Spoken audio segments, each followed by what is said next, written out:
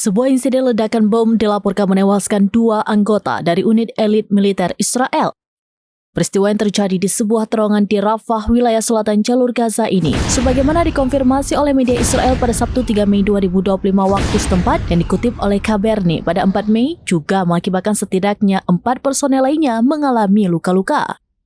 Menurut laporan tersebut, ledakan itu dipicu oleh ranjau yang berada di dalam terowongan.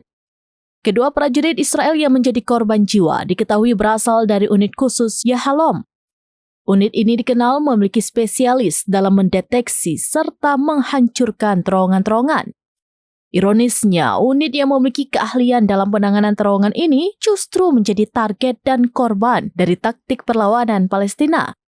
Ledakan di Rafah tersebut menunjukkan bahwa meskipun memiliki kemampuan khusus, unit elit Israel tetap rentan dalam pertempuran di jalur Gaza. Hingga saat ini, belum ada informasi lebih lanjut mengenai pihak yang bertanggung jawab atas ledakan tersebut. Namun, insiden ini menambah daftar panjang kerugian personel militer Israel selama operasi di wilayah Gaza, khususnya di area-area seperti Rafah yang disinyalir memiliki jaringan terowongan yang kompleks.